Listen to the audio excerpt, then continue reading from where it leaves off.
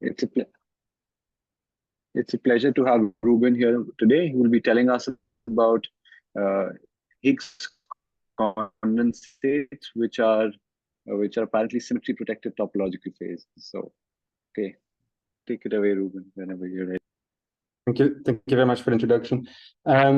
Good. So hi everyone. It's a pleasure to be here. It's my understanding that it's mostly, I guess it's a mixed audience, perhaps mostly energy physicists, maybe some people also like mathematical physics in that direction.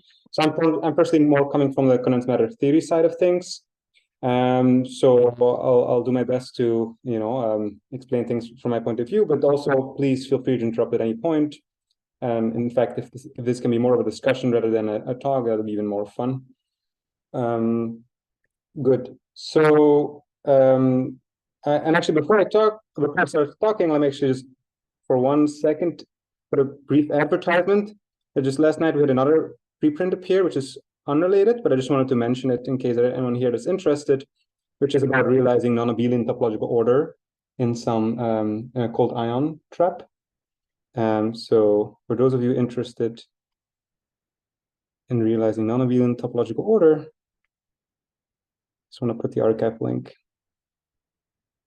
And then we can talk about Higgs phases.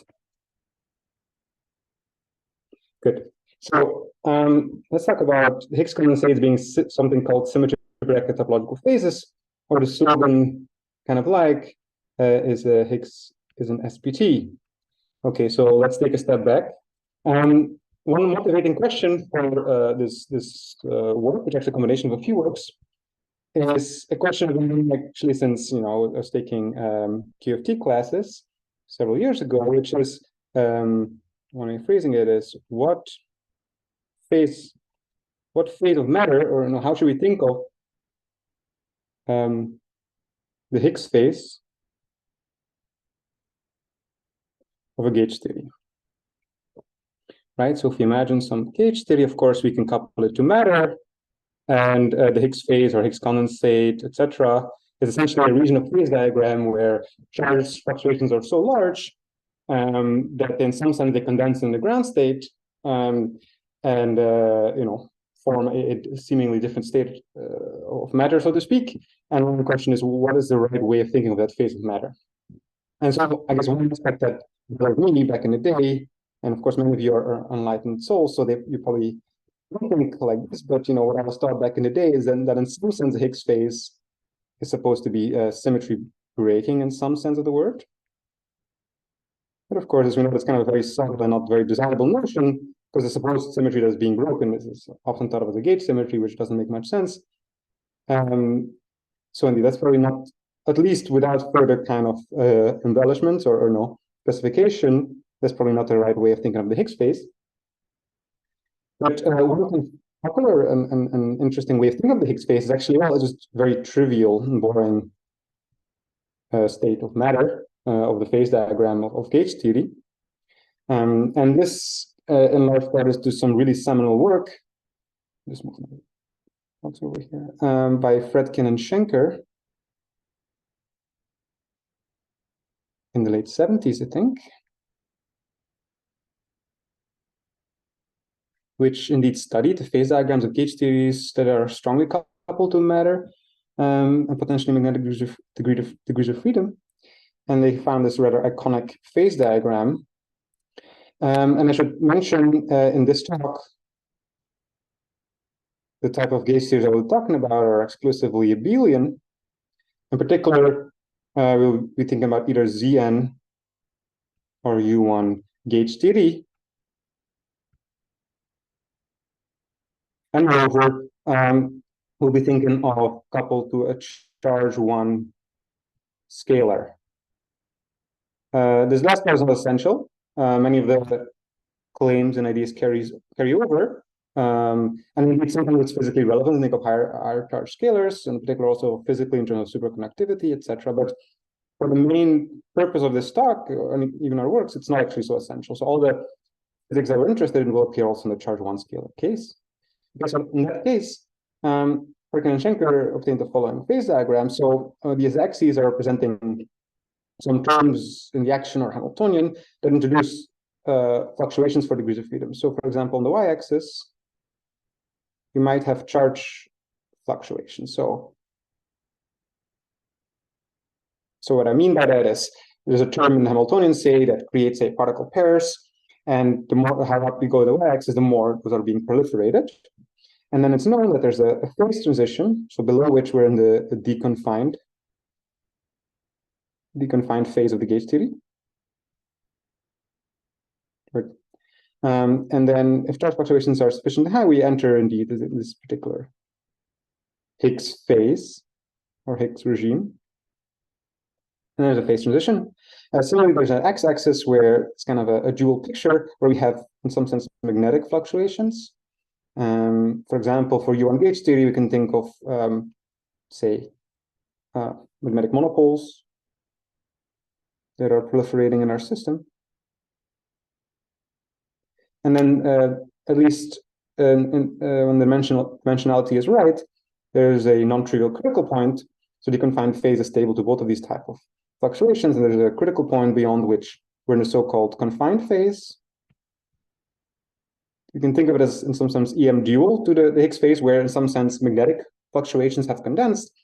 But we call it confined, right? Because, of course, if we condense magnetic fluctuations, we confine the degrees of freedom that have non-trivial linking with the degrees of freedom, which, of course, are the charges by definition. Okay, so those are kind of the simple limits of this phase diagram, and then they figured out that essentially it looks something like this. And more recent sketch something. The fine structure is not so important. What is really important is that they figured out there's an adiabatic path. Adiabatic in the sense of, if you think of ground states, they're basically a finite energy gap throughout, or if you think of physical quantities, there's no singularities. So there's an adiabatic path connecting these two seemingly very different regimes. So in other words, the Higgs phase and confined phase are essentially the same phase of matter, which also means kind of neither is particularly interesting, and it's just, it's defined by not being the interesting deconfined phase, essentially. So that's one common answer to a question of what is the Higgs phase of a gauge theory. And everything I just said, of course, is true. So that seems like a compelling answer, but it's also can't be really the complete story, because it seems to be in tension. To me, it seems to have a tension with some other ways of thinking of the Higgs phase, which is actually as a very kind of exotic and non-trivial state. This is perhaps a viewpoint that is particularly common in the condensed matter physics community, right? Because a very famous example of the Higgs phase is, of course, superconductors, which is a kind of Higgs phase for the U1 gauge theory of electromagnetism. And of course, we know superconductors are very rich and interesting, right? They have, for example, dissipationless currents, in particular superconductivity, and other interesting effects, such as Josephson effect,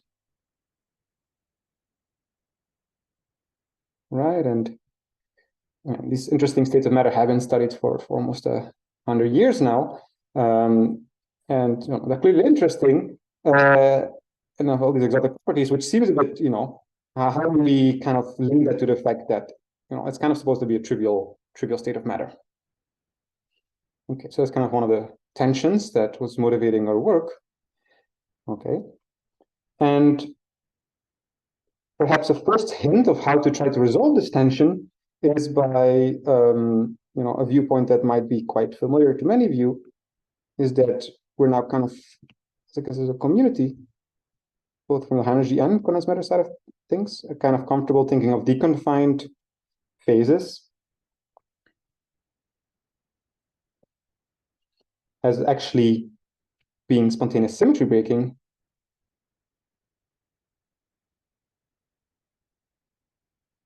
of higher form symmetries.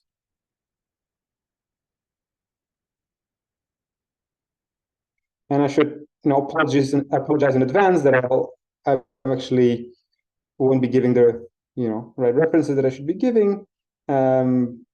I guess I can try to use the excuse of kind of being a Blackboard talk, and then maybe don't want to waste time on that. But I'll give you the reference to our works where we give all the right references for all these concepts.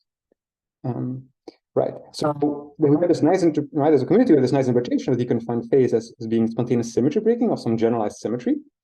It's kind of a nice way of bringing together these seemingly different notions. And then, of course, with that in mind, you can then ask, okay, if that's how the right way to think about deconfined phases, what is then the right way of thinking about Higgs phases? And we also use this symmetry-based perspective to get into some new insight, both in terms of reinterpreting known concepts of the Higgs phase, but perhaps also getting some predictions for new things as well, ideally. So that brings us to the main tenet of the talk, which is we propose that the Higgs phase can indeed be best understood from the symmetry-based perspective. In other words, we say I'll just first write it out, then try to unpack it. We say it's a non-trivial symmetry-protected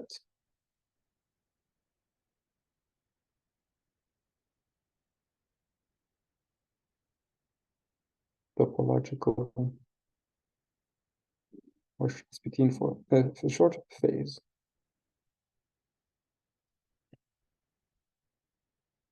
So, and the symmetries involved in that will be similar to the symmetries we might use when I'm trying to interpret deconfined phase as symmetry breaking. And so indeed, Higgs phases are not symmetry breaking, and right, they don't have topological order, say in the discrete case. But nevertheless, the symmetries that are unbroken can still dress or state in very interesting ways, which turn out to actually explain, say, the also physically interesting properties, such as superconductivity. In fact, this viewpoint kind of nicely combines these seemingly two statements which were in tension. All right, so first of all, we saw that it should be in some sense a trivial state, and indeed, of course, I'll say a bit more about this general notion of SPT phases in a moment. But one aspect of SPT phases, as the name suggests, is that symmetries are essential. So if we break symmetries, they will actually become trivial, boring states of matter. And that turns out to be the case here in the Fredkin-Schenker phase diagram. When we go from the Higgs regime to the confined regime, we essentially very much violate symmetries of interest. And that's why we don't notice anything happening. But as long as we preserve certain symmetries, which might be very physically reasonable, in particular are the case in our universe for U and electromagnetism, those extra symmetries, as long as we keep them around, can protect very interesting properties, such as superconductivity and Josephson effects. And in fact, kind of a benefit is that this way of reinterpreting the Higgs phase kind of brings superconductivity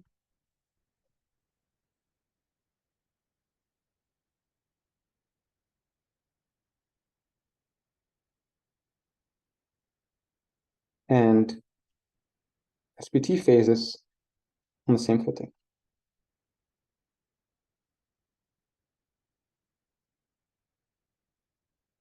So it's kind of fun that,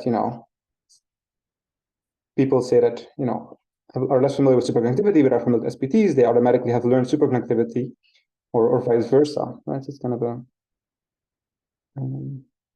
efficient way of, sorry, part of my screen is good. Okay, so well, if I claim that Higgs phase is an SPT, I better explain what is an SPT supposed to be, right? And I guess as a condensed matter theorist, I might be less familiar with how extensively explored SPTs are in high energy community. I mean, I know they're definitely somewhat explored, but I think it's probably more of a staple in the condensed matter physics literature, because people have studied very many different examples, both in numerical simulations and theory, etc. And so they are kind of a nice example of quantum phases of matter, which are quite quantum, but still quite controllable and don't have too much entanglement to make them too unwieldy. So, okay, what is a way of thinking more precisely about SPTs? So one way of defining it is, let's consider two symmetric, and I'm going to talk about Hamiltonians, but of course all of this can be rephrased in terms of actions. Let's consider two G-symmetric Hamiltonians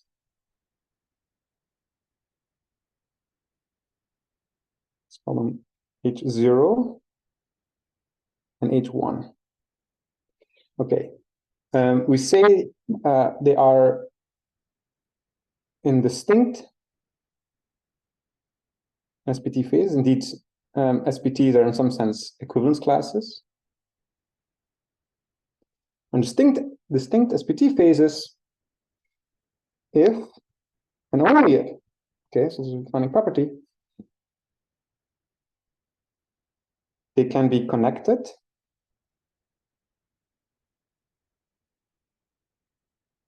I should say let's stick to gapped Hamiltonians.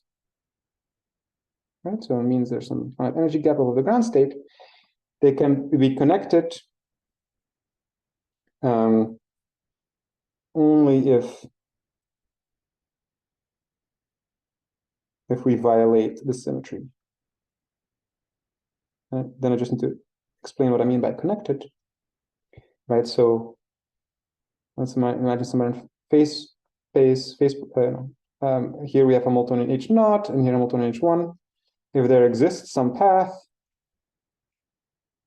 H lambda, which is gapped throughout, then we say they're connected, right? So you can do some adiabatic evolution from one to the other, and the physics of one is basically mapping to the physics of the other, and there's no quantum critical point or singularities along the way, right? So we say in the same SPT phase, if there exists such a gap path, but that any such gap path must violate the symmetry, right? So hence, as long as we only consider symmetric Hamiltonians, we cannot connect them to each other. And as an aside,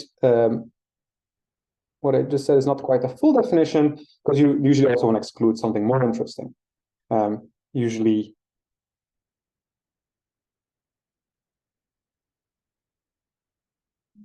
we require that these Hamiltonians do not have topological order. Okay, so no anyons, nothing. What is kind of supposed to capture is the fact that in absence of symmetry, the system should generally be trivial in all sense of the word.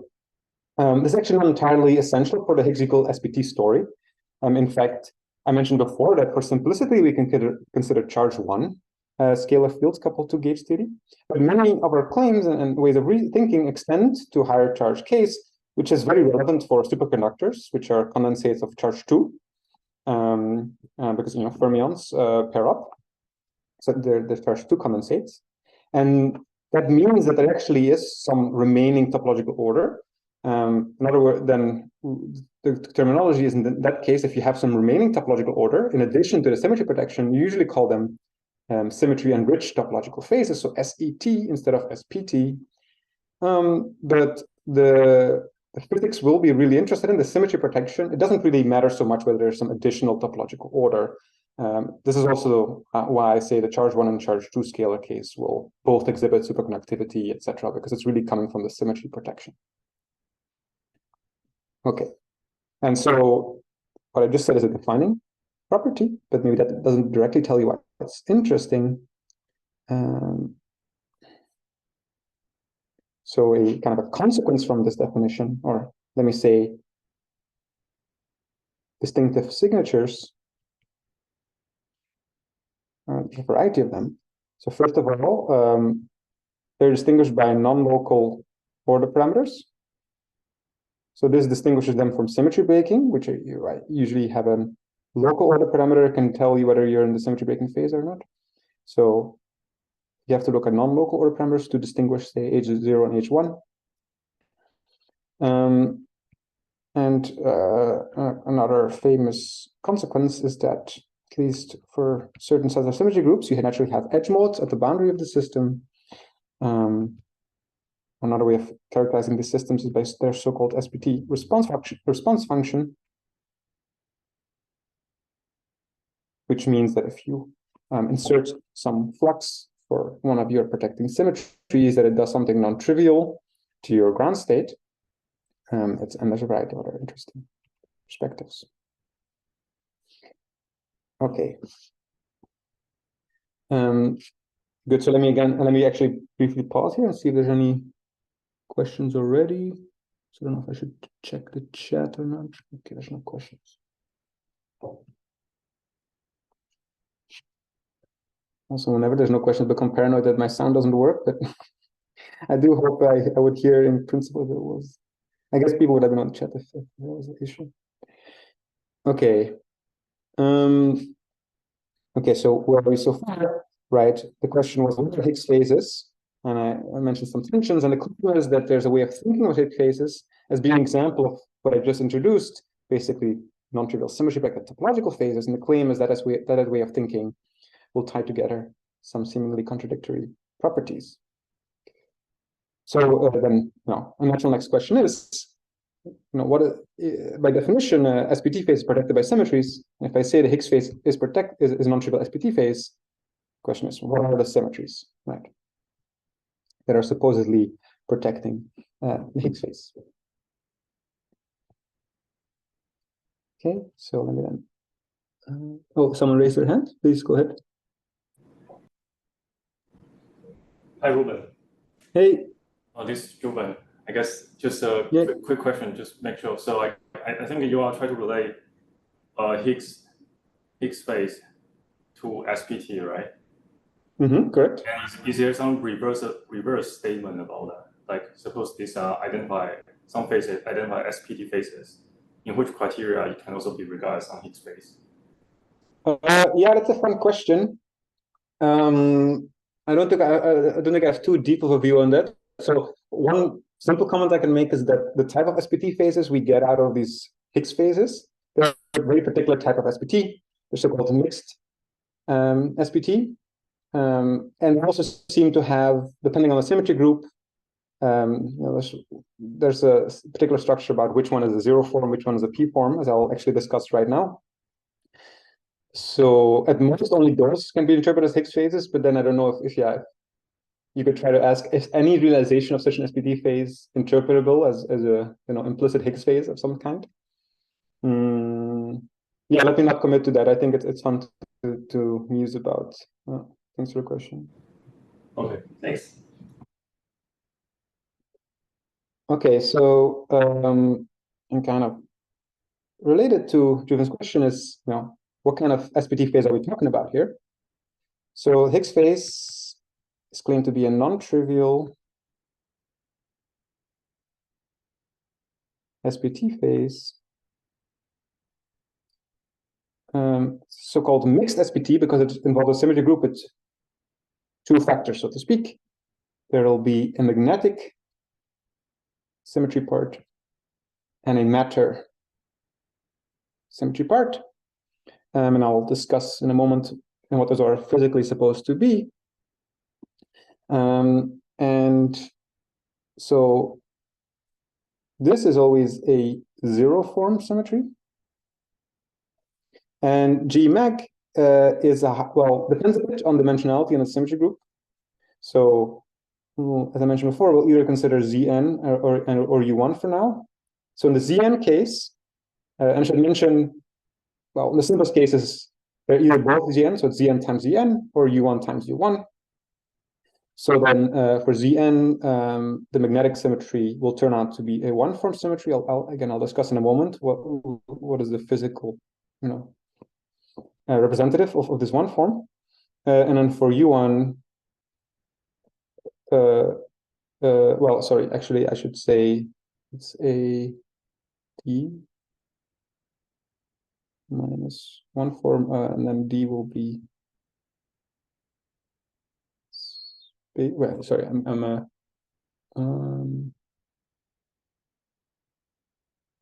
was getting myself confused. No, it should always be a one form. I'm getting myself confused now. No, it should be. So let's see. I guess you guys are the expert in higher, general symmetries. So the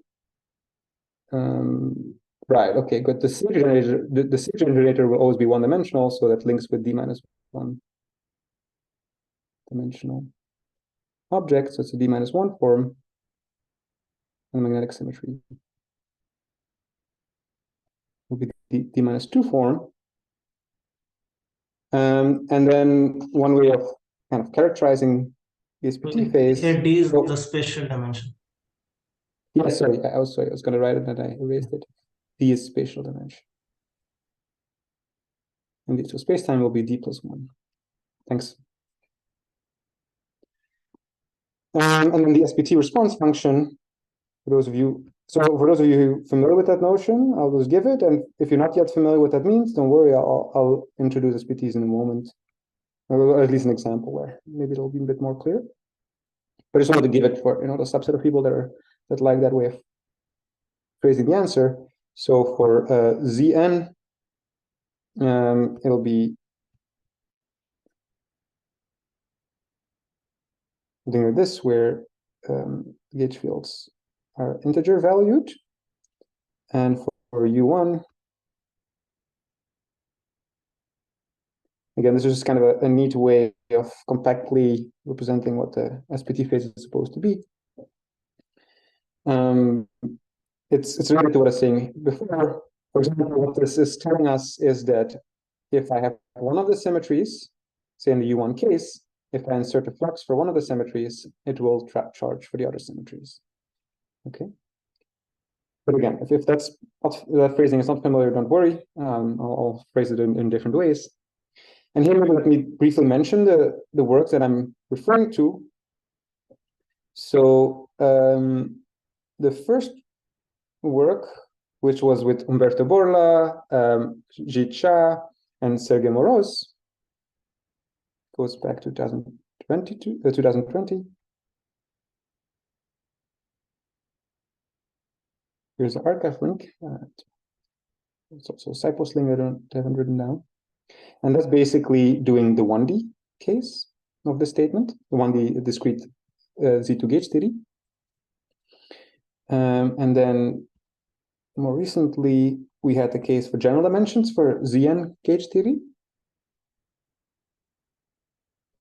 And this was in collaboration with, again, Umberto Borla and Sergei Moroz, but also with Ryan Thorngren and Ashwin Vishwanath.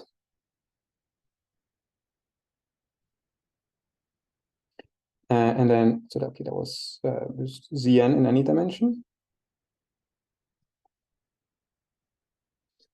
And then most recently, because a few months ago, is really, I would think, Ryan Thorngren's baby, is just doing it for U1 gauge theory. So as I mentioned, it's again with Ryan Thorngren and Ashwin Vishwanath, but also with Tibor Rakovsky. Okay, good. So those are just the references. All right. So apparently the Higgs phase is a non-trivial SPT phase for these two symmetries. So, but I haven't yet really told you what the symmetry generators are in the gauge theory. So let me do that now. Or again, if there's any questions, feel free to interrupt. Are you going to consider also gauge groups which are continuous but non-abelian? No. Yeah, it's a good question. So that's definitely outside of my wheelhouse. I do know Ryan has some thoughts on those things. Currently, we haven't included them in these works. So I don't know if Ryan is around in case anyone has questions about non-abelian. Feel free to. Yeah, we can chat about it later if you like. So yeah, the reason I asked was because if you take the simply connected form of the non-abelian gauge group, you don't have a magnetic symmetry. So it seems to be special to U1s and its subgroups. There are sort of other magnetic symmetries that you can use, but I think it's kind of taking us off the discussion of it. Yep. Okay. Thank you. Thanks for the question. Good. So may I ask a question? I'm a little bit puzzled. Where did the magnetic symmetry come from? If the gauge field appears in the first place, then I can see that there might be a magnetic symmetry, and then you can scan the entire phase diagram. But in the standard picture of deconfined predicality, you start without a gauge field. And then typically we do not have any magnetic symmetry. So is it that your discussion does not apply there? It's a good question. I haven't thought about deconfined criticality setting. I haven't think of starting with gauge theory, either in a continuum or lattice gauge theory. Can I make a comment on that? Sure, please. So yeah, in say like the Neal VBS transition, actually like one of their microscopic symmetries, in that case, like the lattice rotation symmetry, becomes a subgroup of the U1 magnetic symmetry. So there, you know, there can be cases where like other microscopic symmetries you have become magnetic symmetries. I can see that there could be such cases, but typically this will not happen. It's very special, although there are examples where if you just take a compact boson in 2+1 dimensions, it has a winding symmetry, and then if you dualize it, you get a U1 gauge theory, which has a magnetic symmetry. But typically, if you start without gauge fields and you succeed to write it as a gauge theory, you do not have the magnetic symmetry. Somehow having a gauge theory is related to there being some emergent. In fact, even if you start with U1 gauge fields on the lattice, you do not have a magnetic symmetry. Well, magnetic. Oh, sorry, the symbol you're referring to there, I mean, that's how you set up your lattice gauge theory, right? There are ways of which we discuss in our work as well. There are ways of doing U1 lattice gauge theory where you actually explicitly have a magnetic symmetry even at the lattice scale. I agree, it's not automatic in all approaches, but you can set it up that way.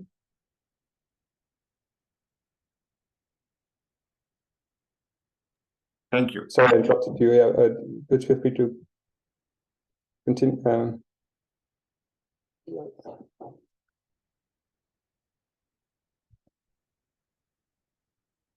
So I'm happy I interrupted you. Magnetic symmetry, right?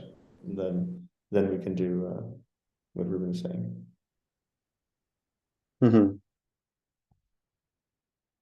Right. So it also depends what phase of matter one is talking about, right? So whenever one has what in condensed matter we might call, say, topological order or Coulomb phase, right? If we can, in that phase, you always have a notion of a magnetic symmetry, I guess, because it's inherent in that phase of matter. It might be a bit more subtle once you think of the Higgs phase, and then you're not sure if you have this immersion notion.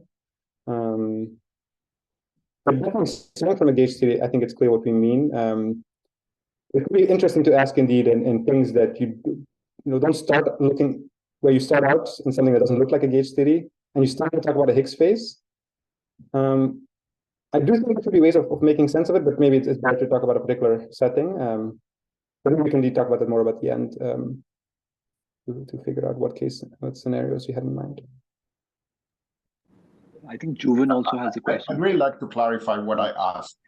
Okay. It's very common in condensed matter or in high energy physics or on the lattice to start with any system, no gauge symmetry, no nothing, and then write it as a gauge theory in its Higgs phase. This is very standard, and it's actually very useful in many cases, as you can find a phase where these degrees of freedom become physical. But in all these cases, there is no magnetic symmetry. So when you started on the first slide, you had the word deconfined predicality or deconfined phase. Typically, there is no magnetic symmetry there.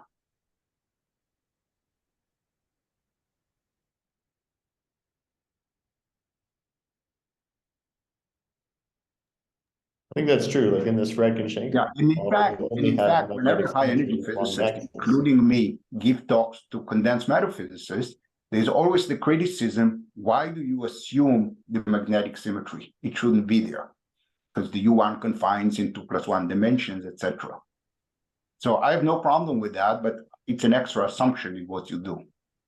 Oh, well, okay, there's maybe, okay, I can maybe link to the last thing you said there. So maybe there's the question of stability there, right? And if we know dimensionality in a gauge group where we know magnetic symmetry would require to be fine-tuned, then indeed you expect it to not be present unless you fine-tune it by hand. So indeed, I agree, say 2+1 the U1 gauge theory, right? You don't expect there to be an approximate magnetic symmetry in any meaningful way. But then if I'm 3+1 the U1 gauge theory, right? Or something that is, something that can be written in that way or not,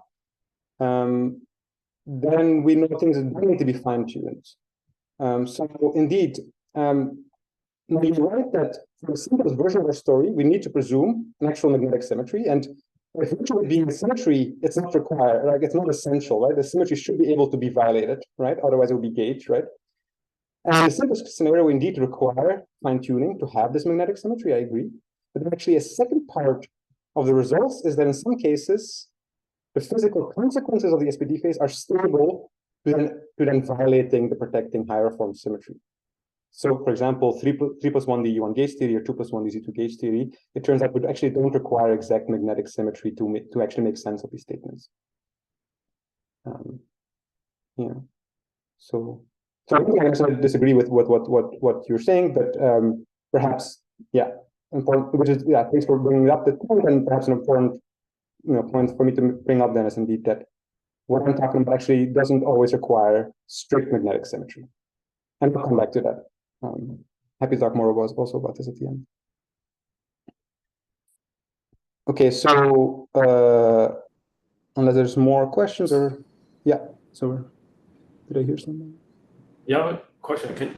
At this stage, can you spell the most general form of the Higgs phase that can correspond to the SPT phase? Like, what's the requirement? Maybe you already said it. So that requires, if I just read from this, like you require some zero form symmetry of maybe from the electrical matter sectors, and there's some magnetic symmetry, and then SPT response theory is the form mix between the background field of the both. Is that a requirement for that? And just like the most general, or just like a statement that what kind of Higgs corresponds to what SPT? What's the statement you can make in generality? Well, we're not trying to go from SPT to Higgs, I guess. So I mean, I think it's a fair question, but it's not directly how I've been trying to phrase it. So, but indeed, as you're seeing here, the type of SPT class we always get is this kind of mixed AB type of SPT class. So at most, those could be fit into this picture. And I guess you're trying to ask, like, can I, rephrase any such SPT as kind of secretly being a Higgs phase? Yeah, and as I said before, I don't feel the need to have a particular opinion about it. So, well, I think these are like, it's not like every Higgs phase might correspond to some SPT. Also, neither no the SPT phase corresponds to some Higgs. I just try to zoom in to say what are the criteria you give for either side. Just make that statement clear. I think you kind of say this, maybe just in this page. But I want to make sure I didn't. Okay. So maybe the point is like I should the slogan should be this. So I'm not trying to link all SPTs to Higgs. I'm just saying Higgs can be interpreted as a non-trivial SPT. I'm not trying to put a one-to-one on both sides. I don't feel the pressure to identify the subclass on the right side to make it an isomorphism. So, and I feel, and it's a question to think about. I just, I don't want to particularly comment on that. I'm just thinking of starting with Higgs phase, how to think about it as an SPT. That's my main goal. Okay. But yeah, thank you for the question.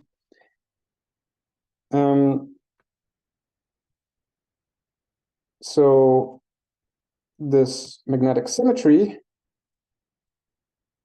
one way to specify it in a gauge theory is specifying its generators. So for Zn,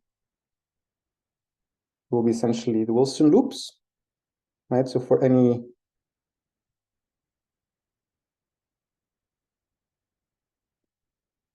closed loop gamma, we have the symmetry generator, which of course usually starts as only non-trivial once it's a non-trivial loop. And the physical content of requiring this symmetry is that there is no magnetic flux in our system, or no, at least no dynamical flux. And for the U1 gauge theory, we look at surface integrals as our symmetry generator, right? And here's now some angle of theta, right? So from okay, I can't really draw surfaces. And the point is, you can then what this is measuring is the flux through such a closed surface. And if our theory commutes with this kind of symmetry generator, basically we don't have any monopoles. And indeed, I fully agree with what Nati is saying. When this is an automatic statement, it's a symmetry requirement, and it could be validated in theories that has monopole fluctuations. And then, of course, it also becomes important to ask how stable or unstable is it to lightly introducing a monopoles, and that depends on dimensionality. Good.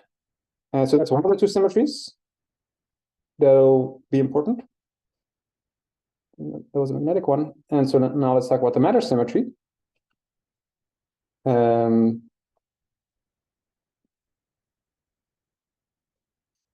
So this is the more subtle one. Okay, so let me first get the physical intuition across. So we want to somehow consider a symmetry which assigns charge to a matter field. Let's call it phi.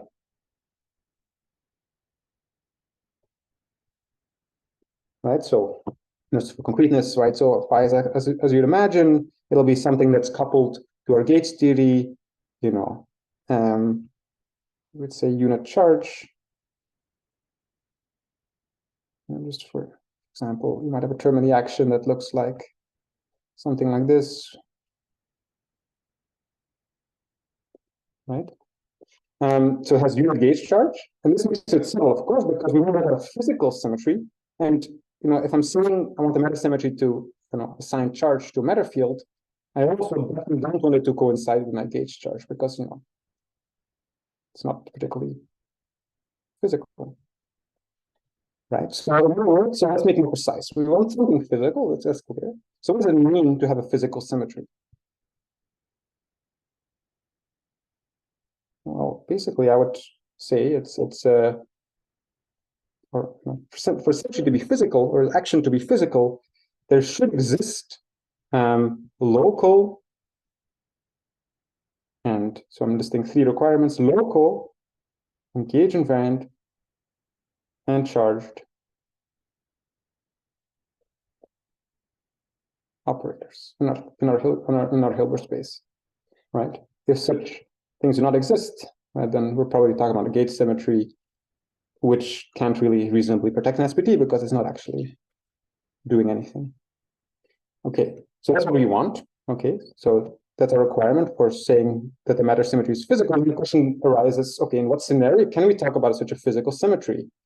Okay, and the reason I kind of preface this saying it's a bit subtle, well, it's clear cut. The subtlety is just the fact that the precise instantiation of the physical symmetry depends on the setting. Okay, so let me just give a few examples of physical V1 matter symmetry.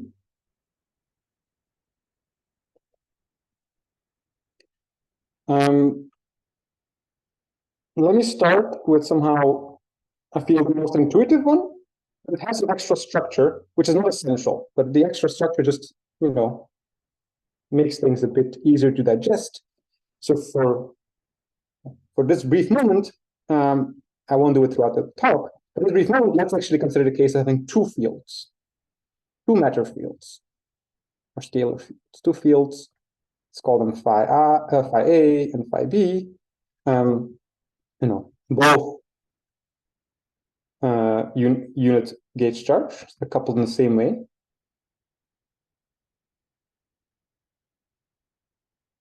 Then the relative charge between the two is physical. Let's call it, the relative particle number, so to speak, is physical. What does it mean to be physical? Well, I just wrote the three criteria above. We should be able to write local gauge invariant charge operators, indeed, e.g., phi bar, phi B. Right, it's gauge invariant, checks local, let's say in the same point. You can put them at slightly different points with some Wilson line attaching them. Gauge invariant, and it's charge that is relative, right? Depending on normalization, you could say it's charge 2 or charge 1. Okay, so this could be physical symmetry. I say could because of symmetry by definition is never, hardwired. You could always break it exactly because there exists local operators that violate it. But if the claim is, if we have a theory that has both this magnetic symmetry and has this matter symmetry, in this case, the relative charge, then the statement is the Higgs phases, now you can talk about different Higgs phases, that they're distinct SPT phases. So let me just say, suppose you have phase diagram, and in one regional phase diagram, you have large fluctuations for A, phi A. So you have a phi A Higgs phase here. And so, similar to before, say there's a Coulomb, or in one case, you could say Coulomb phase. And then for another axis, I don't introduce magnetic fluctuations, so I'm going to preserve magnetic symmetry throughout, but I'm going to fluctuate the other fields. Over here, I might have a Higgs phi B Higgs phase. Then the claim is that there will be, for example, there's no way of connecting these two. For example, there might be some direct transition, or there might be an intermediate phase that depends on other aspects. So there is this bulk SPT phase transition. The reason this is interesting is that locally phi A and phi B Higgs kind of both seem, you couldn't locally tell them apart. You need to look at non-local order parameters. But the consequence of it is that there's a bulk phase transition separating them. So as an example of, here's this general definition I was saying before. So H0 could be the Hamiltonian for the phi A Higgs, and H1 could be Hamiltonian for the phi B Higgs. And the statement is indeed that as long as we preserve magnetic, G would be, say, the magnetic and this relative matter symmetry, the statement is that there is no gap path connecting them. They must be separated by a bulk SPT phase transition. That also means that you have edge mode. For example, if you have a spatial interface between these two Higgs phases, you'll have some protected edge mode. Good. So, is there any questions or comments about this before I go on to option 2? Excuse me, could you write the response actions for these two phases that are both SPT phases and show that they're different? You're asking what is the response function, or deriving it, or? No, I'm just asking. It's usually different SPT phases can be distinguished by writing some topological action, which is different. Yes. So what are the actions here? Right. So it's a good question. So I was hinting at this formula here. So how do we interpret in this case? So we have these two physical symmetries, right? So we have our magnetic symmetry and our matter symmetry. So for each, we can introduce an external gauge field. So for magnetic symmetry, it's the external gauge field. Basically, the symmetry generated by integrating the dA on surfaces. Let's say B is the external gauge field for that. And then A could be the external gauge field for, and here's a bit of a subtlety, but you could say it's for the relative charge. Okay? This is the physical symmetry, right? And then let A be the external gauge field for that. Then you can indeed derive the following SPT response function. I can refer you to this paper for the derivation. I won't try to do that in real time, but you can need to derive that. And so you could ask, okay, but usually we're used to thinking of, one guy's SPT function is another SPT response function. But most naturally, and especially in gauge theories, it's better maybe to think of SPTs as relative phases. And the statement is that these two differ by the SPT class above. Because the point is that gauge theories, you can't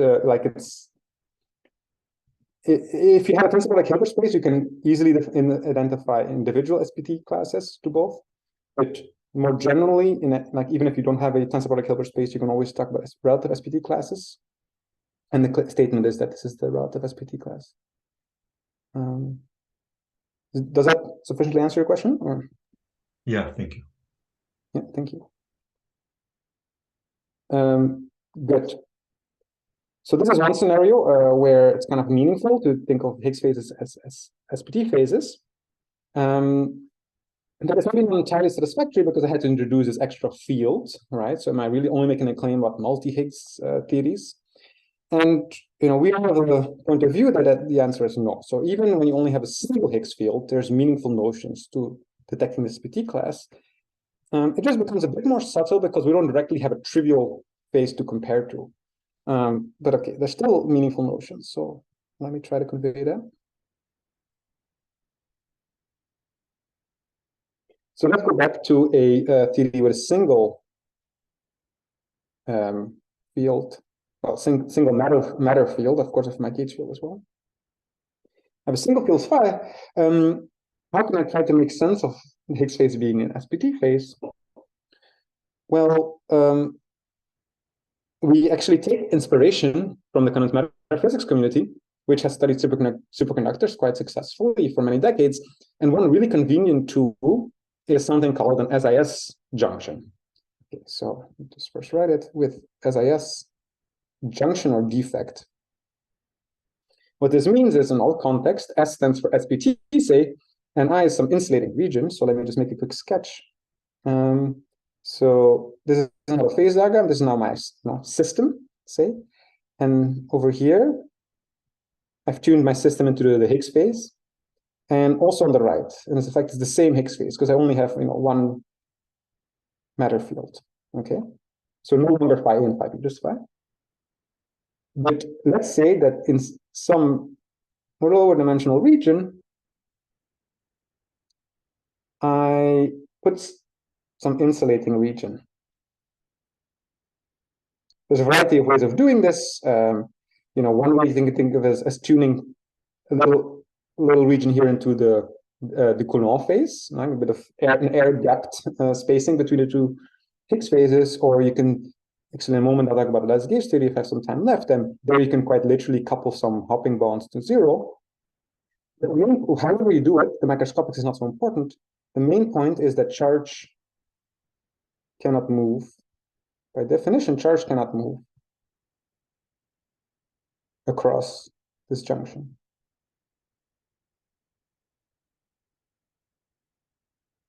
And that's exactly what happens in physical superconductors when we have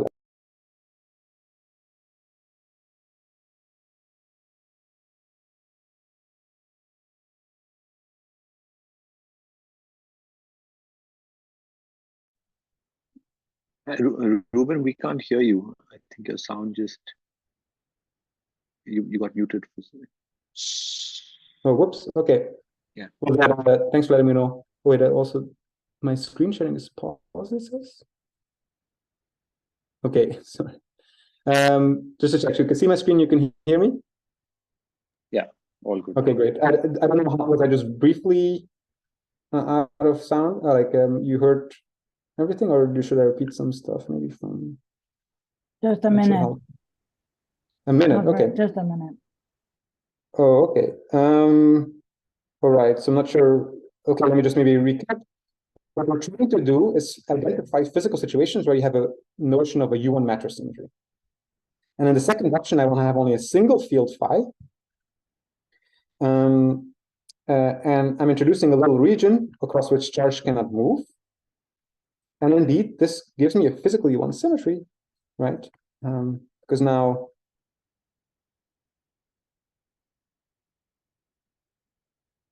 charge on the left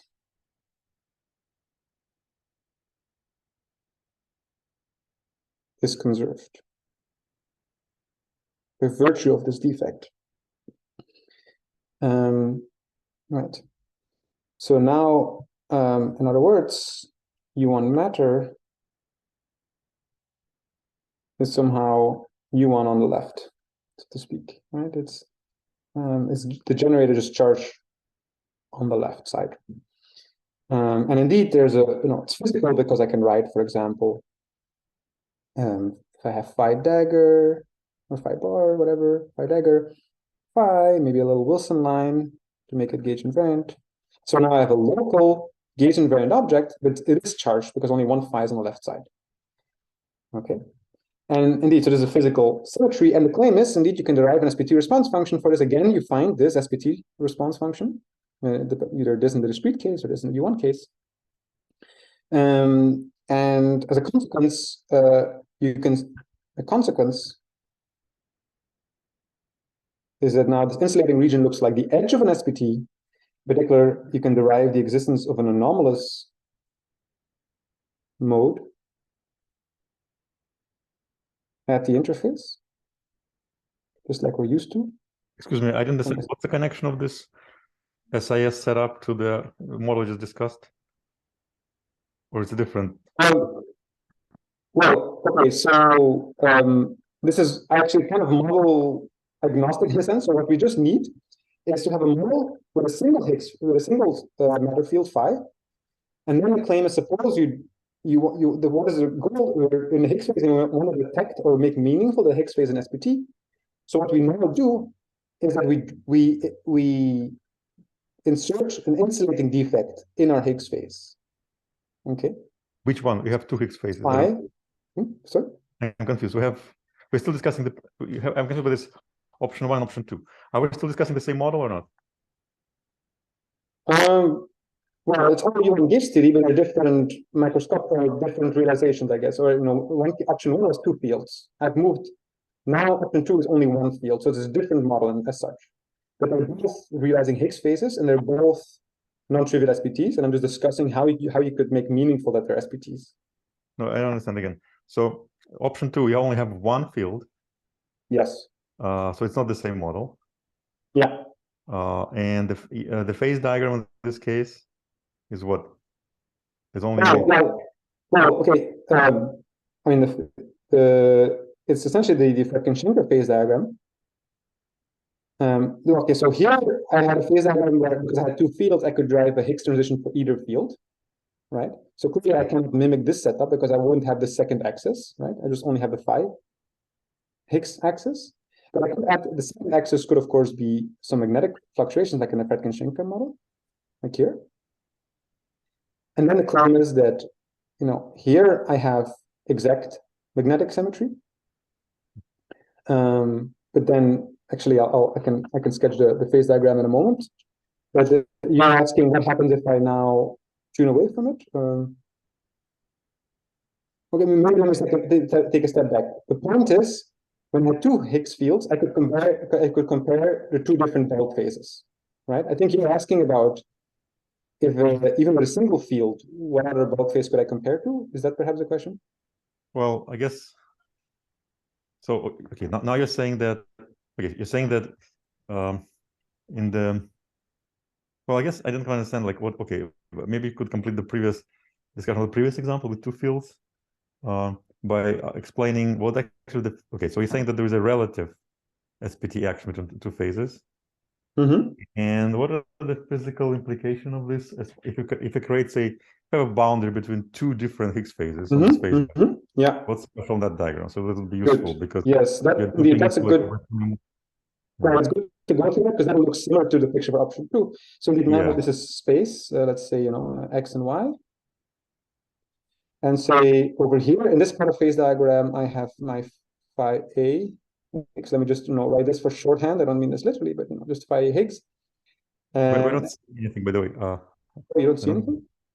Wait. Oh yeah. Sorry. Okay, fine. Yeah. Okay, on the right. Okay. Okay. Yeah. Sorry. And so on the right, I've tuned into the B Higgs phase, phi B Higgs. Yes. So then, of course, I have some spatial interface between the 2. And indeed, the claim is that there's an anomalous edge mode here. I'm sorry, I find this whole thing confusing. Without loss of generality, we can just assume that phi A does not carry global symmetry charge. Mm-hmm.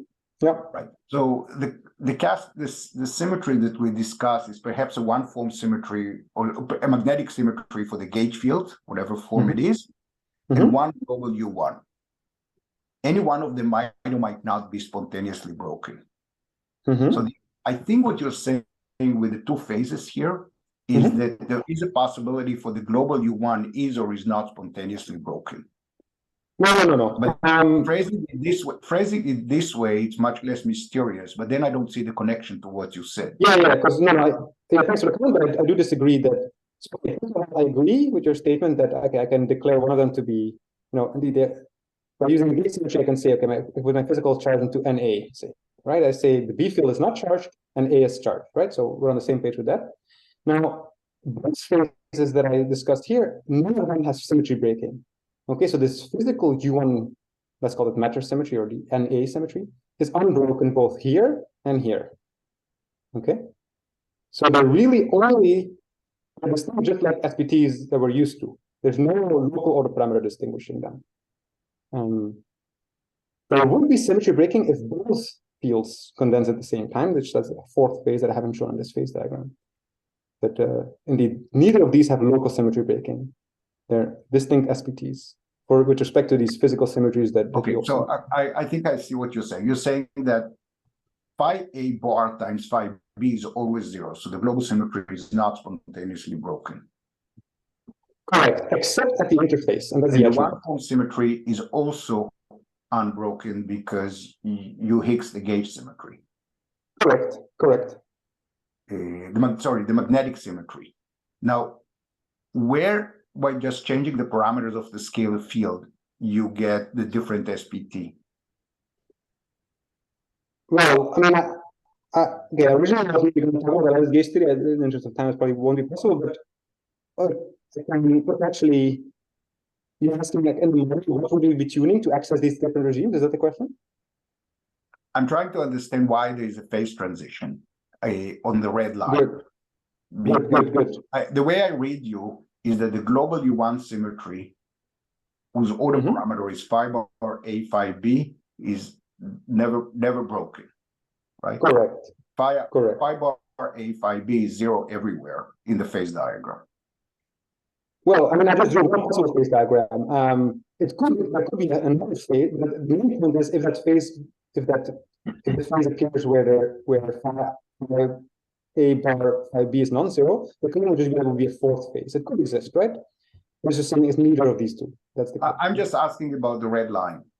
Yes. We have two red lines in this diagram. One is the diagonal one in the phase diagram, and the other one kind of wiggly one to its right. Okay. You're asking about the wiggly one or the bulk one? Either one. The order parameter phi bar A, phi B is 0. So the global U1 is unbroken. Correct. The gauge symmetry is Higgs, and therefore the magnetic symmetry is unbroken. Correct. Question, as you vary the parameters to cross this line, what is it that causes the phase transition? Okay, so I would not be surprised if this is essentially the thing that bothered the Anton. Well, I thought what you have like two mass squares for the two fields. And on one side, one of them is in the deconfined phase, you can say both are positive and large. The one Higgs phase, one is positive and large, one is negative as large, right?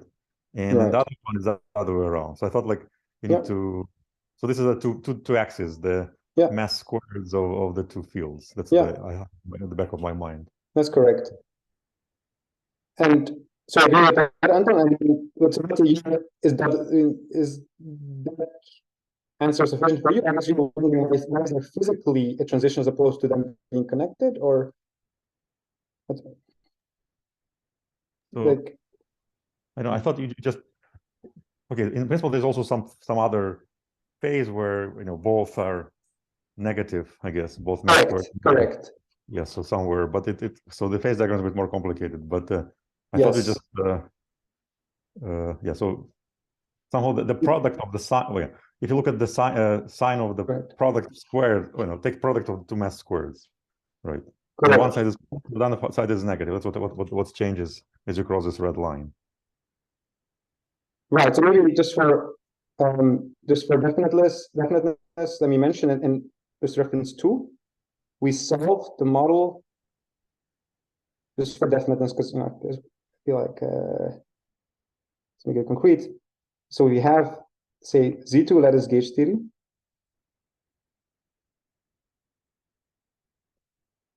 Now, I just want to be concrete because there was a few questions about what I'm actually doing in this phase diagram. So let me make it concrete by writing an actual model that we actually solved, and I can map you the whole phase diagram. Okay. So let's take Z2 lattice gauge theory with two fields. Okay. So we will have one qubit on each link, and I will denote Pauli matrices as follows. And on each side, we have two matter fields, and I will write the Pauli matrices capital letters. and that'll be the A degree of freedom and the B degree of freedom. Okay, and our Gauss law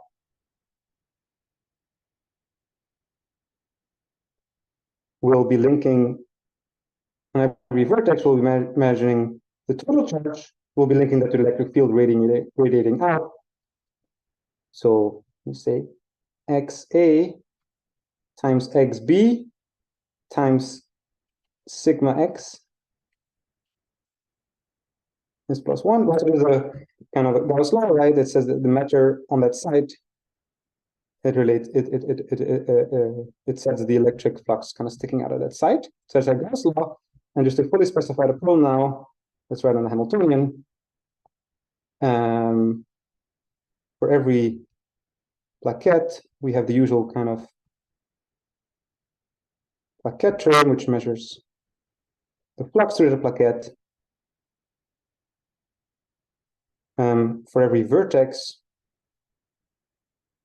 we can measure, just use red to make it a bit more visible, charge, or by Gauss laws, of course, just measuring the electric flux on that vertex. These two by themselves would stabilize, if these two terms, that would be in a deconfined phase, right? Or the Z2 topological order, whatever you want to call it. And now we're going to introduce charge fluctuations. We're going to have, just try it like this. On this link, I'm going to have ZA, like the fluctuation of the A field. So there's this charge hopping, which of course has a Wilson line sticking in between it. So for every link, and of course I have the one for the other field, ZB. Okay, good. So this is kind of a lattice version of what Anton was just saying, right? By tuning the masses. We can kind of see that by making these J's large, you will kind of condense the charges to get the Higgs phase. So now we have a very well-defined model. I can show you the phase diagram that we obtained by essentially exactly solving this thing, roughly speaking, for all intents and purposes.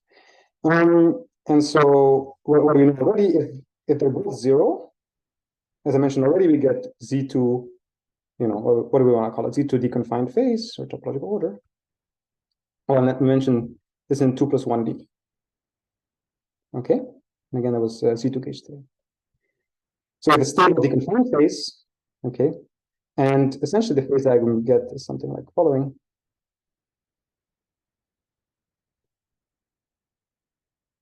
So over here, the top right, we have the phase that Nati also mentioned, or that can happen and does happen, is that we here have symmetry breaking. Let's say, as Nati mentioned, we can say the physical matter symmetry is just, say, the matter parity of the A fields, right? And that's continuously broken here. But the thing is, there's 2 other phases which have unbroken symmetries, both unbroken magnetic symmetry generated by Wilson loops running around parallel to the bonds, and this matter symmetry. And let's call it Higgs A and Higgs B. And the claim is that local order parameters cannot distinguish these two. They're really only non-trivial SPT, sorry, they're distinct by non-trivial SPT phase. And here, if you tune this way, it's an SPT phase transition.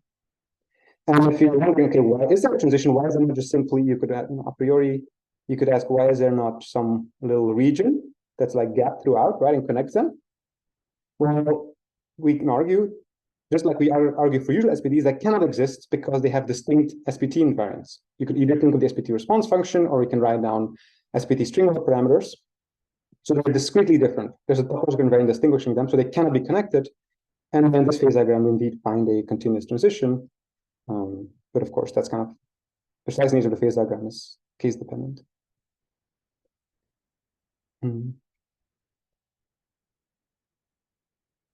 So I don't know if Nati, if this is helpful or if this leaves any questions unanswered.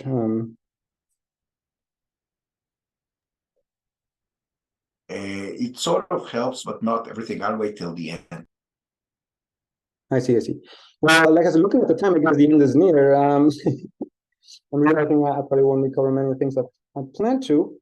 So maybe in the interest of time, let me see what we. Okay, so I guess I spent a lot of time now talking about the two Higgs field case, which I do feel is the most clear cut in that you have a bulk SPT phase transition between two different SPTs. And as I started mentioning here, I guess this is in response to Anton's question, it also means that you can have both SPT edge modes. So if you have a spatial interface between these two Higgs phases, you can prove, as we do in our works, that the spatial interface as an SPT edge mode, particularly the symmetry actions which are preserved in the bulk, act anomalously on the spatial interface. So indeed, you have a non-gapped interface there. In particular, what we find in practice is that it leads to spontaneously breaking the matter symmetry at the interface. Okay, so also I should ask Apurv, in terms of, yeah, I guess I should wrap up, right? Or what is the, what? I think you could go for like 5-10 more minutes if. Yeah. Okay. Let me take 5 minutes just to maybe get across some of the important points and to zoom out a bit, I guess. So I hope it's at least somewhat clear if you have two Higgs fields, there is kind of a clear-cut notion that they're distinct by an SPT phase and they cannot be adiabatically connected. But at the same time, a key part of our work is also arguing that even if you only have a single Higgs field, that there's still a meaningful notion of saying that the Higgs phase is a non-trivial SPT phase. It just becomes more subtle because you don't have a different bulk phase to compare it to, other than a deconfined phase, but that's not kind of a trivial phase. So one option, as I was trying to say here, is that if you only have one Higgs phase, to notice that it's a non-trivial SPT phase is one way to detect that is you can insert a little defect in your system. So again, this is now a spatial plot. But because I only have one Higgs field, I can't imitate this thing here because I don't have this other thing to condense. But somehow, even if I only have the same Higgs phase on both sides, if I insert a little region across which charge is not allowed to move, you can show that again, the spatial interface carries an anomalous representation of the symmetry. And you have SPT. You have protected edge modes, which are protected by the matter and magnetic symmetry. And this is not some weird artifact. In fact, this turns out to exactly correspond to what we know and love as the Josephson effect. It's actually underlying. This is underlying that. Good. So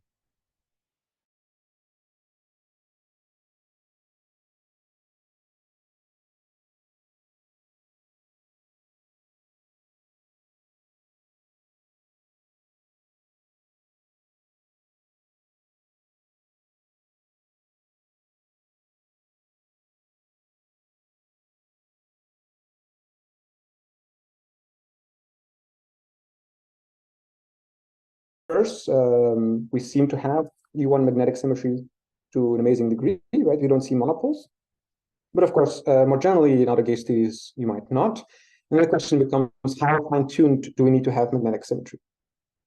Okay, so let me then maybe as a last point ask about, do we need fine-tuning? So for concreteness, let's consider 3 + 1D U1 gauge theory.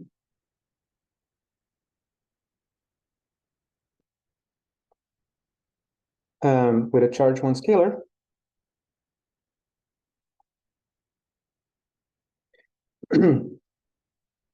So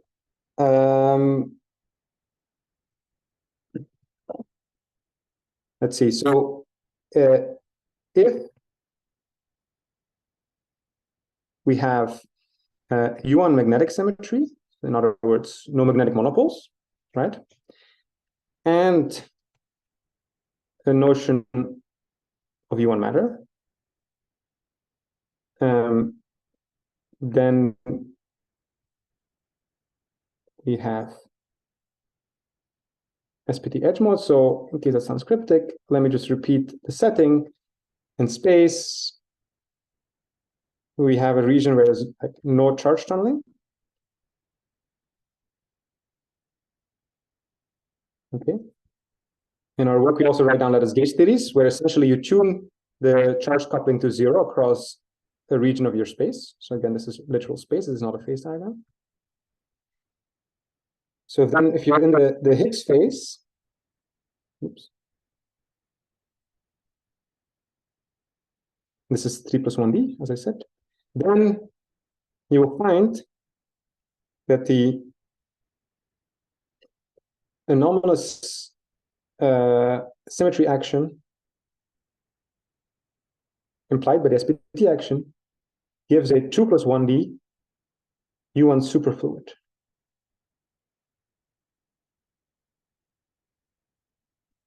Where the matter symmetry is spontaneously broken. And you can derive the Josephson effect. I won't do that now in the interest of time. I can refer to reference 3 above to derive the Josephson effect from this. But what I do want to look back to is a fine-tuning question. So what if magnetic symmetry is not exact? What if it's a bit violated? Right? Suppose if we do have some density of monopoles in our theory, well, it turns out the SPT properties are parametrically robust. So now let me come back to the Fredkin-Schenker phase diagrams and how there's a phase diagram.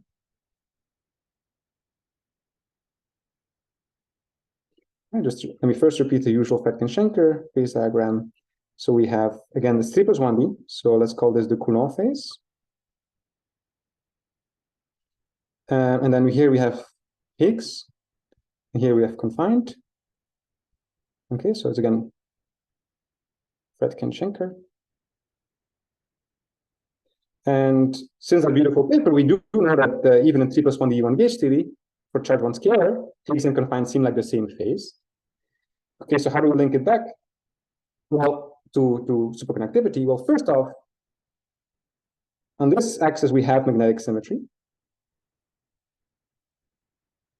And hence on this axis, we have an SPT from which you can derive these edge modes and hence the Josephson effect. So we can derive the Josephson effect as an SPT property. But now I can ask what happens once I dope my universe with a little bit of magnetic monopoles? Will I immediately lose the Josephson effect? Okay, and I'm actually not sure if people had studied that question directly, and it might actually be a bit difficult in absence of a symmetry-based perspective. But having reinterpreted Josephson effect and rederived the Josephson effect as a symmetry-based property, we can actually very naturally generalize or study the effects of slightly breaking the magnetic symmetry. And you can argue that because the magnetic symmetry is a higher form symmetry, and it's a higher form symmetry, so it's a 1 form in 3 plus 1D. It is the consequences of the SPT edge mode, say, are robust. Okay, so in other words, there's a whole region where we have, you can either call it, SPT interface mode or edge mode, or maybe more physically, Josephson effect. It actually doesn't immediately go away. It remains exactly true until a 2 plus 1D transition. In the both case, it'll be on the defect or interface, whatever you want to call it. Let's call this this green region is the interface or the defect. And here we have XY criticality, and beyond which we lose the Josephson effect. And so for the multidimensional Z2 gauge theory, we numerically confirmed it. And it's yet to be numerically confirmed for 3 plus 1D U1 gauge theory, but we've given like in some regions of lattice gauge theory, we could actually give some more precise arguments about where the transition will happen. So this shows, hopefully, that the Higgs phase is not just an SPT phase, but also that the properties are robust even when you don't precisely have the protecting symmetries by virtue of having magnetic symmetry. Okay, I think we're really out of time now, so also let me shut up and let me maybe just highlight the references here. And again, let me thank my wonderful collaborators. There's quite a few involved here. So again, so there's Umberto Borla, Sergei Moros, Tibor Rakowski, Brian Thorngren, who's been really key, Ashwin Vishwanath, and Jade Shah. I hope I got all of them. And thank you all for your time and attention.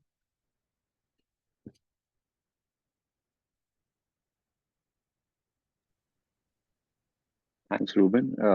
Are there any more questions?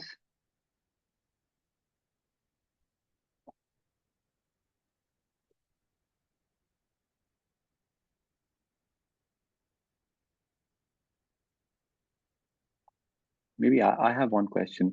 So regarding this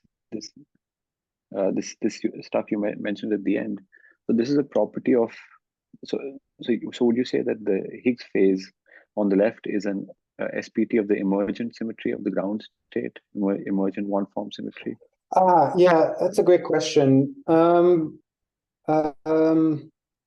Yeah, I do think like Jagan Wen and a student also Sal have some interesting works in the direction. Personally, I don't quite know personally how to make sense of SPTs protected by higher form symmetry. So the point is also there is no bulk transition in this case, for example. Right. So the claim is that really the bulk is continuous, but you can still see a transition at the lower dimensional defects.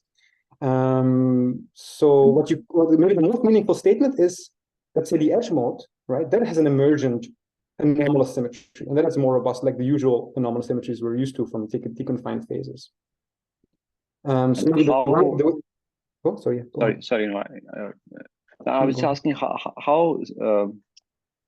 how universal is this phase diagram? How much does it depend on the boundary termination of? Great. Yes, so it's quite specific to particular Hamiltonian. So the universal part is that this blue region is an open region enclosing the y-axis. And what I precisely mean is the part of the Higgs phase on the y-axis.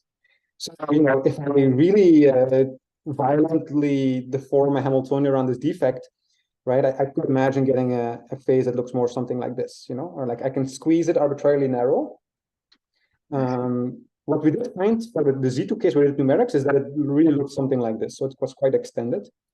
And also what we found in the Z2 case is that the boundary transition really seemed to like approach the bulk multicritical point, but for that knowledge that's just accidental. It may be just a naturality that we didn't, we all had Hamiltonian terms to be order 1, and then perhaps this happened, but you could imagine that shifting as you tune the Hamiltonian as well. But what's really unavoidable is that there's some region here that has a stable SPT edge mode and Josephson effect. So for the simple example of the Z2 model, the Z2 mixed SPT, the one form, zero form SPT in 2D, for example, there the response should be pretty easy to measure, right? You just put some twisted boundary conditions with respect to the one form, and you measure the zero form charge on the ground state. So you don't need open boundary conditions to talk about a phase transition. So do you still see something between the Higgs and confined phase, or? Yeah, that's a great question. So I should just mention that even here we didn't really consider open boundaries. So it's true that the numerics we did for Z2 was with open boundaries, but you could equally well do it for this kind of insulating defect region in the bulk. So they're already there. The edge is not necessary. But yeah, your question is a good one. So if you say insert a flux for the U on symmetry, and you could check, like in SPT, that will track charge. Yeah, it's interesting. The reason I hesitate is because those kind of response functions could have a different dimensionality than the thing I'm studying, right? Because here it's a whole 2+1D region in the 3+1D bulk, right? It could be the edge, it could be this insulating defect. And then we have stability from thinking about superfluids having emergent higher form symmetries. It might depend on the type of SPT, like the type of response function you look at, by which symmetry you're twisting to measure the other symmetry. No, I'm talking specifically about the A wedge. Okay, the discrete one. Yeah, and there you can always put, say, some flux in the B background, and then measure the charge of the zero form symmetry on the ground state. Now, that's a meaningful statement with in a closed system with translation symmetry. So there's no defect that you put. So in such a setup, are the Higgs and confined phases separated by a transition? Yeah, it's a fun question. I guess my first thought is, like, as long as you have the exact symmetries, it's definitely meaningful. But once you start having this, somewhat emergent higher form symmetry, what does it mean to twist by it, right? So Right, you lose the one form symmetry away from this axis, the y-axis. Yeah, exactly. At least you lose it microscopically. So in this case, at this interface, we have a superfluid, which is an emergent higher form winding symmetry. But so you would have to think. It's a good question. I would have to think about what we would even mean by twisting it. So you could define the twisting when you have the asymmetry exactly, right? And then tune the bulk Hamiltonian away and see when you start losing the trapped charge that it might have had. I don't think we directly thought about that. Yeah, it's a fun question.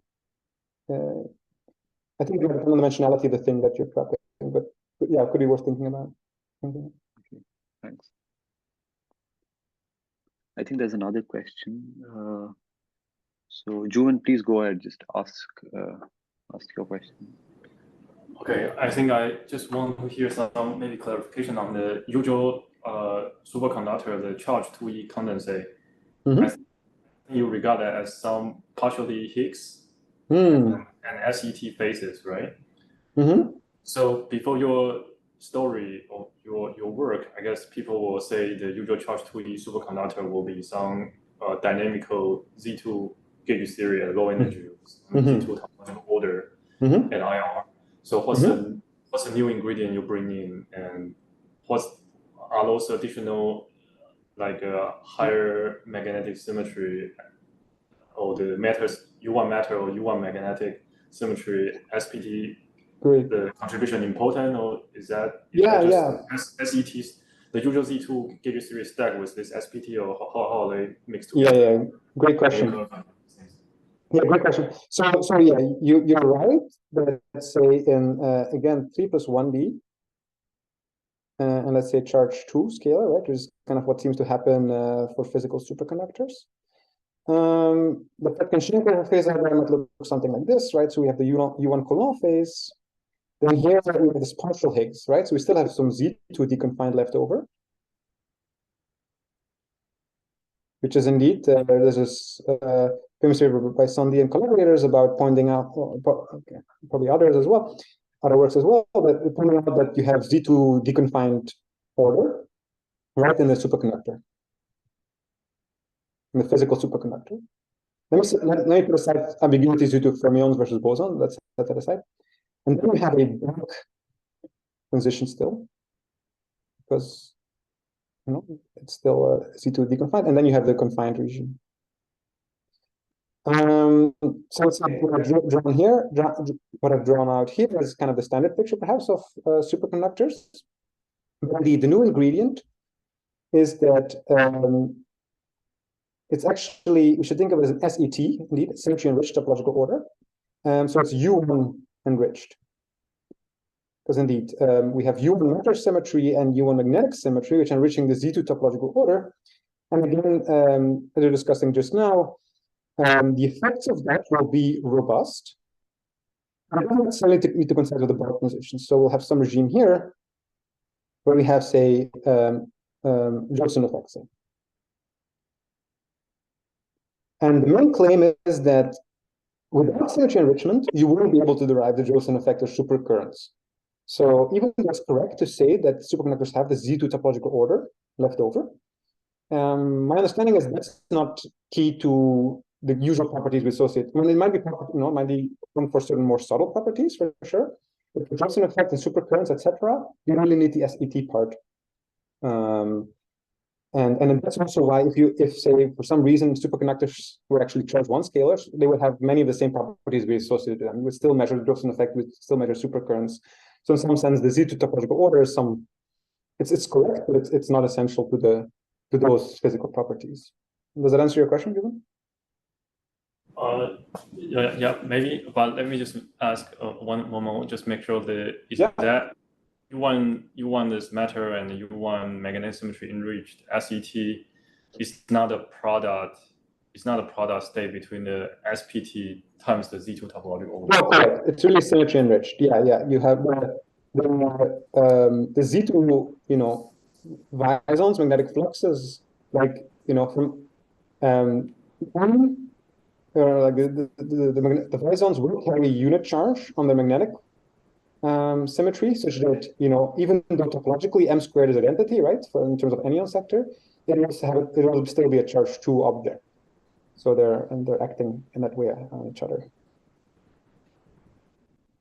But is that this property of this U1 enriched SETs should be the common the correct way to describe the usual BCS superconductor at low energy? Is that you're saying that people are missing those U1 enriched part in the past? Mm-hmm. Would you say that other than Z2 topological order, there's additional U1 enriched?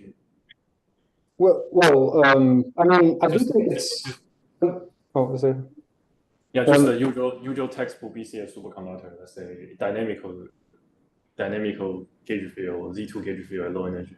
Do you think that that one should have this U1 enriched, U1 symmetry enriched? Yes, but I mean, it is kind of there. So, like Lamagrange theory has a correct, like if you use it carefully, like sometimes it can be a bit counterintuitive, but as long as you do it carefully, you will kind of end up incorporating it, but it's just not maybe as explicitly. But it's similar to, I think it's kind of similar to thinking of the deconfined phase as heard from symmetry breaking, right? It's just once you think of it that way, it's maybe slightly sleeker, right? And you can maybe get answers more quickly using symmetry-based perspectives, but it's not that without using a symmetry-based perspective, it would have been wrong.